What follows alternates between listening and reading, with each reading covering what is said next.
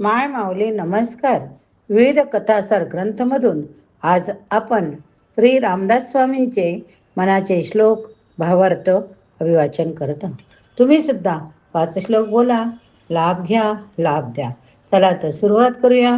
श्लोक 101 ते 105. श्री गणेशाय नमः. श्री समर्थाय नमः.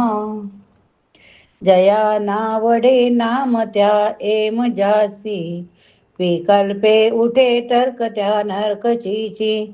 मनोनी अति आदरे नाम घ्यावे, मुखे बोलता दोष जाती स्वभावे.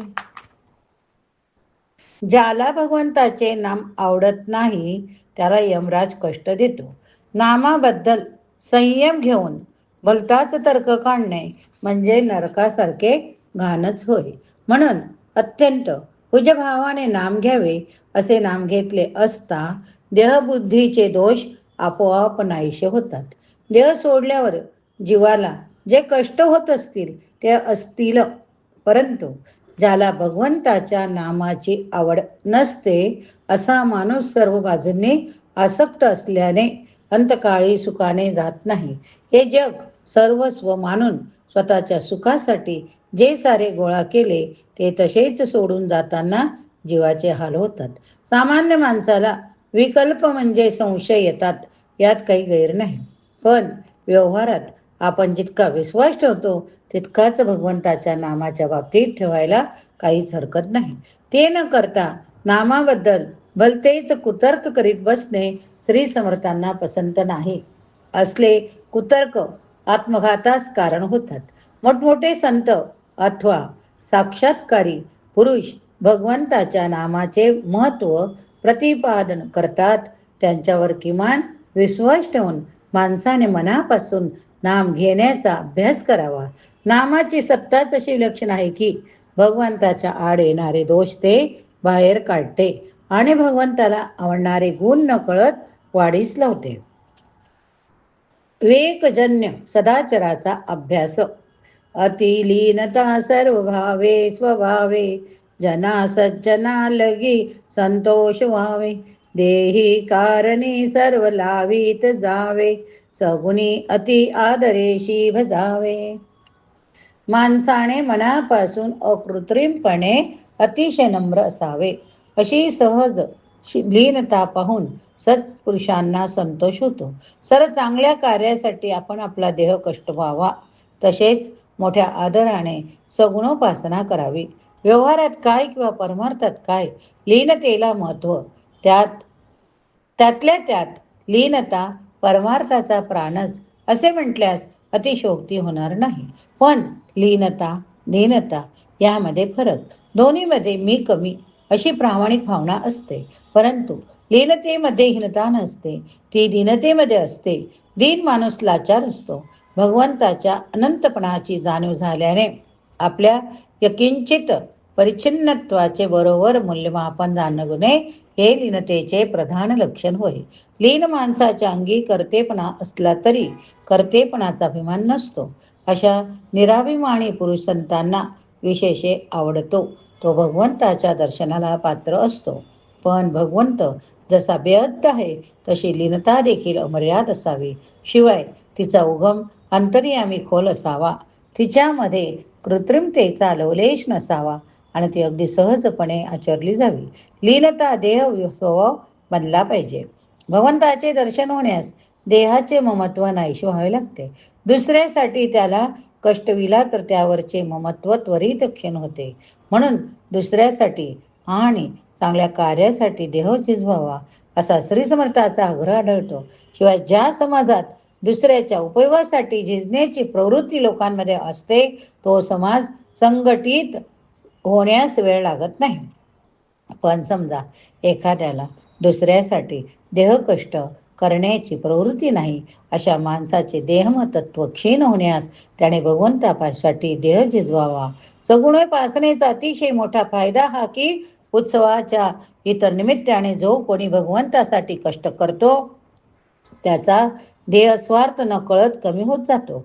परंतु देहाने केलेली सेवा सकाम असते. परंतु कालांतराने आपोआप निष्काम बनते. शिवाय भगवंताबरोबरच त्याच्या भक्ताची सेवा घडते.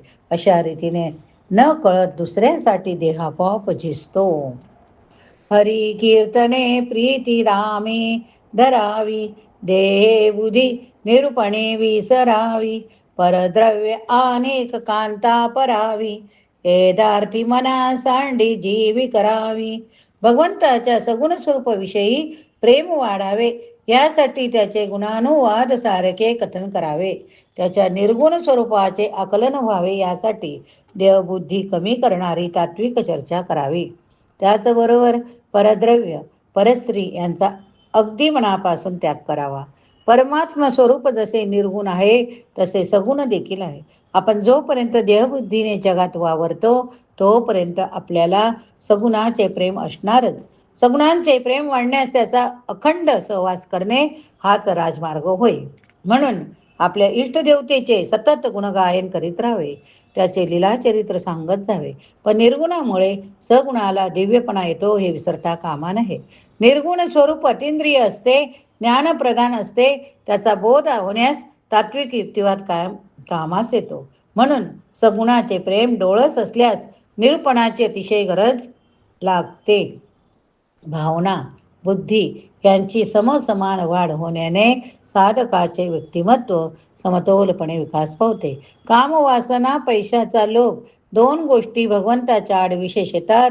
म्हणून सगळे संत त्यांच्यापासून सावध राहण्याचा इशारा देत आले आहे. साधकाने त्यांच्यावर मालकी गाजवल्याखेरीज परमार्थ साधत नाही.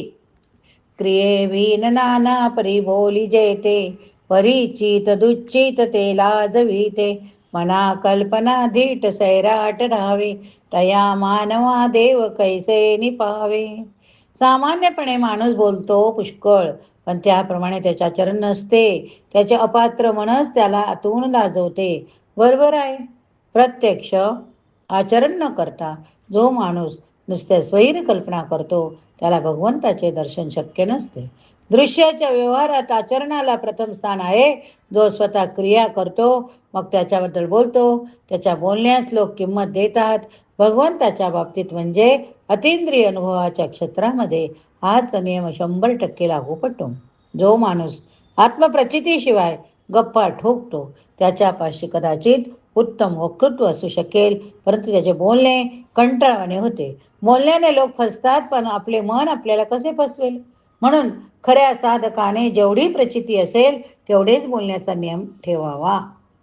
जीवनामध्ये कल्पना अवश्य, यात शंका नाही, पण कल्पनेला प्रत्यक्ष घटनांचा पाय असला पाहिजे. घटनांचे प्रत्यक्ष अवलोकन करून कल्पनेने त्यांच्या मागचा निसर्ग नियम शोधणे हा कल्पना योग खरा. परंतु प्रत्यक्षाचा अथवा प्रचितीचा पाया नसता उगीच कल्पना करीत बसणे म्हणजे भ्रमसाम्राज्यात वावरणे होय. अशा कल्पनेच्या व्यापाराने व्यवहार परमार्थ दोन्ही साधत नाहीत. विवेकी क्रिया आपुली पालटावी, अति आदरे शूद क्रिया धरावी, जनी बोलण्यासारखे चाल बापा, मना कल्पना सोडी संसार तापा. माणसाने नीट हिताहित विचार करून आपल्या आचरणात बदल घडवून आणावा. शास्त्राला संत सज्जनांना मान्य असे शुद्ध आचरण अंगीकारावे. आपण जरी बोलतो तसे आपले वागणे असावे. मना संसार दुःखमय आहे खरे, परंतु त्याविषयी उगीच कल्पना करीत राहणे सोडून द्यावे. मानवी जीवनामधील विवेकाचे परमोच्च महत्त्व जर कोणी जाणले असेल तर ते श्री समर्थांनीच होय. विवेकातून ज्ञान निर्माण होते, ज्ञानातून सामर्थ्य हाताशी येते. इंद्रियांना गोचर होणाऱ्या दृश्य जगावर विवेक वापरला तर विज्ञान निर्माण होते. विज्ञानाच्या सामर्थ्याने परिस्थितीचा चेहरा असा बदलून टाकता येतो. ही तर अनुभवाची गोष्ट. त्याचप्रमाणे इंद्रियांना प्रेरणा देणाऱ्या अदृश्य मनावर विवेकाचा प्रयोग केला तर आत्मज्ञान निर्माण होते. आत्मज्ञानाच्या सामर्थ्याने आपल्या व्यक्तिमत्वामध्ये आमूलाग्र बदल करता येतो, असा सर्व संतांचा अनुभव. असा बदल माणसाने स्वतःमध्ये घडवून आणावा. म्हणून श्री समर्थांनी आपले वाङ्मय निर्माण केले. उत्तम आचार विचार उच्चार यांनी संपन्न असलेले व्यक्तिमत्व ज्यांच्यापाशी असते त्या माणसासारखी रमणीय वस्तू जगात दुसरी नाही. विवेकाने माणसाला तसे बनवता येते. माणूस अज्ञानामध्ये जीवन जगतो. त्या कारणाने पुढे काय घडणार याबद्दल त्याला काही कळत नाही. एकीकडे आपल्या मनासारखे घडून यावे असे वाटते, दुसरीकडे तसे घडून येईल याची खात्री नसते. मग तो भविष्याबद्दल नुसत्या कल्पनाच करीत बसतो. अशी कल्पना करीत बसल्याने भविष्य उलगडत नाही. म्हणून कल्पनांचे जाळे पसरू नये. या ठिकाणी हा भाग संपला. पुढील भागात पुढे श्लोक बघूया. श्रवण केले असेल तर बोला जय जय रघुवीर समर्थ. जय जय रघुवीर समर्थ. श्रीराम जय राम जय जय राम. श्रीराम जय राम जय जय राम. श्रीराम जय राम जय जय राम. श्रीराम जय राम जय जय राम.